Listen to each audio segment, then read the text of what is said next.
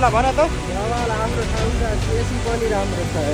राम्रो लाग्यो नि यस्तो घाम छ नि होइन कुरै छन्नु के गाई चाहिँ अनि आज फेरि यताउति हिँड्ने भनेको यस्तो टाठो घाम लाग्छ घाम छ बवाल के आज घामले चाहिँ ढुटो पार्ने भयो के कालो मान्छे एक त जलाएर ढुटो पार्ने भयो है सधैँ यताउति घुम्दा फेरि पानी पर्ने आज चाहिँ घाम लाग्छ त घामै ठिक छ पानी भन्दा त होइन अनि राम्रो भ्यूहरू क्याप्चर गर्न पनि पाइन्न नि त त्यो भएर पनि टक्क लगाएर होइन मेरो बाइक फेरि यसो शीतलतिर यसो रोकिदिएको छु होइन यहाँबाट पनि निक्लिनु पर्ने हुन्छ होइन गम्भीर पनि टक्क आउँछु भनेका छन् टक्क पोके डाँडा भेटुने भन्ने कुरा छ हेरौँ कहाँ गइन्छ राइट होइन लास्टसम्म लिएर साथ दिनु लगाएको छ नयाँ आउनुहुन्छ अनि सबैले सब्सक्राइब गर्नुलाई तटस ल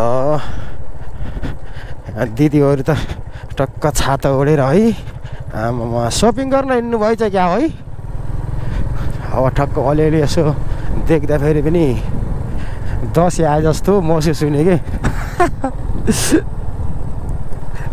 रमाइलो छ जेहोस् एकदम रमाइलो छ है फिट एन्ड फाइन के हो आज त पुरै भिड छ त यार उतातिरको भ्यू हेर्नु न गाइस वाइट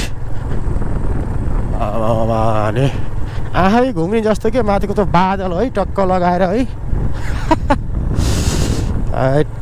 तेरिका खतरा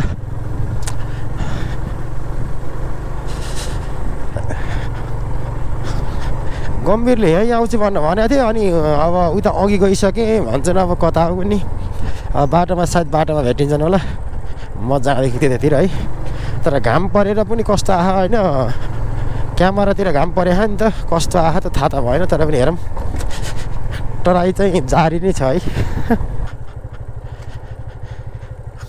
मलाई बाटो बिराउन खोज्दै हिँड्यो क्या हो अरू के छ त एकदम फिट एन्ड फाइन त्यो नाकदेखि त गएर बोल्ने हो त्यहाँ त होइन कहिले गाइयो छिटो गराएको जाउँ अहिले पानी पर्छ फेरि बारीहरू जोतेर है पहिला आउँदै मकै थियो कि अहिले त टक्क बारीहरू जोतेर अब दिदीले के छर्दै हुनुहुने रहेछ चट्ट लगाएर मोनी आज चाहिँ बादल चाहिँ बवाल देखिया छ गाछ है माथिको बादलहरू है हरिफ के बिजोक के टक्क लगाएर है बवाल मजा आइरहेछ होइन अनि पुरा के यहाँ दाजुहरूले यताखेरि घाम ताप्दै बस्दै गर्नुभएको रहेछ होइन टक्क लगाएर ल ठिक छ बवाल घाम तापेर नै शीतल तापेर यार के भइरहेछ हो मलाई फेरि ल्याङ यार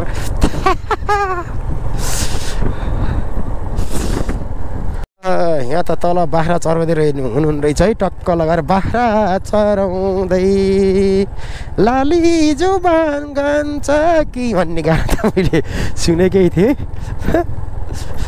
दिस इज बाख्रा चराउँदै है गाइस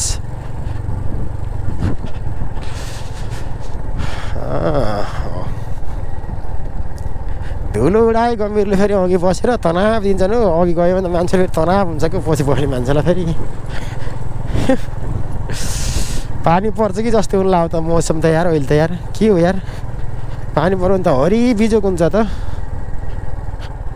यो बाटो हिँड्दाखेरि अनि एउटा यहाँ आएर रिल या भिडियो सुट गरिन भने त मलाई यहाँ आएको मजै छैन के छ त होइन यो दृश्य हेर्नु त लगाएछ है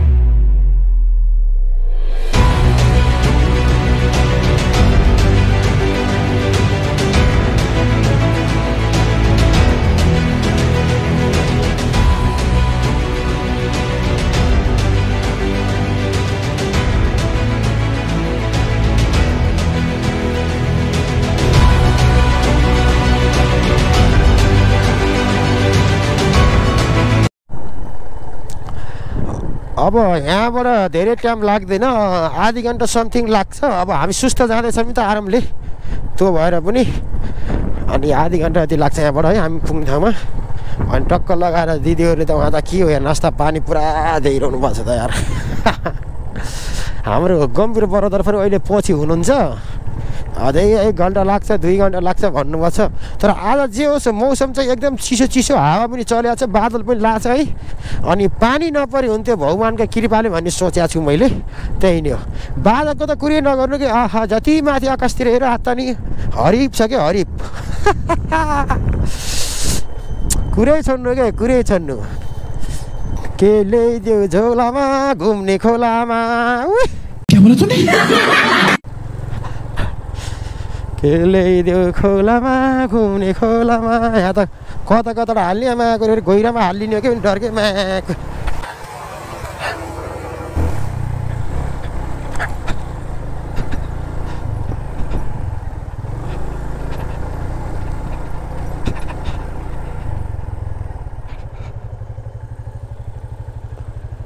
ल गम्भीर आउँदैछन्।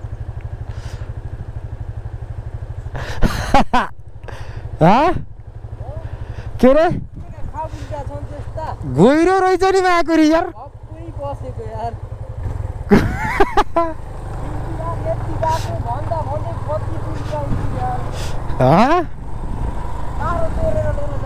ल ल चाहिँ एकदम भयङ्कर पहिरो गएको रहेछ माथिबाट यहाँ तलसम्म है। यहाँ तल जाने हो नि त जिन्दगी त ड्यामेजै हुन्छ यार। आम्मामा हरि बिजोको पहिरो गएको रहेछ नि यहाँ त यार।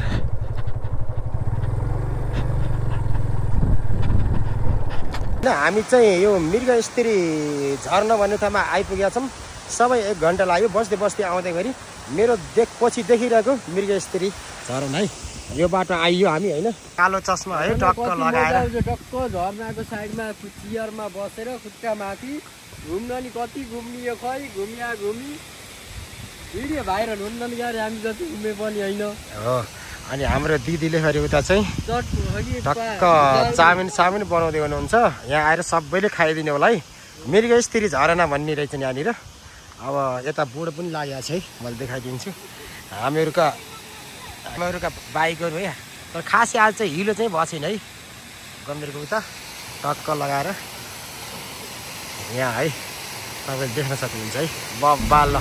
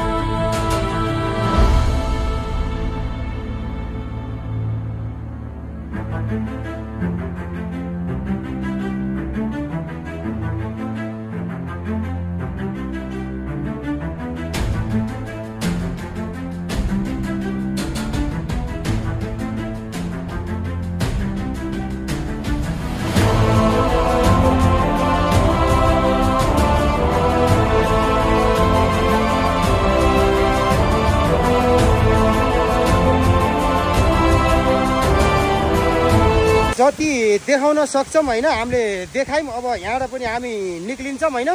टक्क अब घरतिर लाग्ने कुरा हुन्छ। अनि तल घुम्न आएको हुनुहुन्छ, तर पनि हामी अब लाग्छौँ होइन। गम्भीर कस्तो लाग्यो तिमीलाई भन त? बाबाले आफ्नो ठाउँ त केसी पनि राम्रो छ हेर, राम्रो लाग्यो नि। अनि आफ्नो ल गम्भीरलाई चाहिँ राम्रो लागेछ। अब त्यहाँभन्दा धेरै म बोलिनँ है, मलाई त अब लाग्ने म त 2-3 चल्टी भइसक्यो। तर मलाई के सम्बन्ध बेस्ट लागेको भनेपछि नि तपाईँले तलबाट त्यहाँ तलबाट हेर्दाखेरि राम्रो, अनि त्यहाँबाट आएर तपाईँले यहाँ आइसकेपछि यो ट्याक्क यो सिडीबाट चट्ट यता गइसकेपछि यहाँ टक्कै भिडियो सिडियो बनाउने ठाउँ बिचमा आएर टक्कै झरना चाहिँ आज ल बाई बाई गएछु है, बाई बाई। हामी चाहिँ गाइस घुम्दै फिर्दै होइन अनि मृगस्त्री झरना हेरेर पनि फर्किसकेका छौँ हामी यो पोके डाँडामा। बाइक यता शीतलमा पार्किङ गरेर अनि टक्क बसेर अनि गफ गर्दै दुई भाइले टक्क होइन। यहाँको नि भ्यूको त कुरै छोड्नु गएको छ। भ्यू चाहिँ यहाँ एकदम राम्रो छ। हामी पहिला अस्ति भर्खर ती जग्गा राम्रो मान्छेले यहाँ चाहिँ खुट्टा हाल्ने ठाउँ थिएन। आज चाहिँ एकदम खुला हावा पनि यति राम्रो आएको छ। हाम्रो बा उता बस्नु भएको छ होइन र बा? टक्क लगाएर देख्न सक्नुहुन्छ है। हामी चाहिँ गाइस घुम्दै फिर्दै होइन अनि मृगस्त्री झरना हेरेर पनि फर्किसकेका छौँ हामी यो पोके डाँडामा। बाइक यता शीतलमा पार्किङ गरेर अनि टक्क बसेर अनि गफ गर्दै दुई भाइले टक्क होइन। यहाँको नि भ्यूको त कुरै छोड्नु गएको छ। भ्यू चाहिँ यहाँ एकदम राम्रो छ। हामी पहिला अस्ति भर्खर ती जग्गा राम्रो मान्छेले यहाँ चाहिँ खुट्टा हाल्ने ठाउँ थिएन। आज चाहिँ एकदम खुला हावा पनि यति राम्रो आएको छ। हाम्रो बा उता बस्नु भएको छ होइन र बा?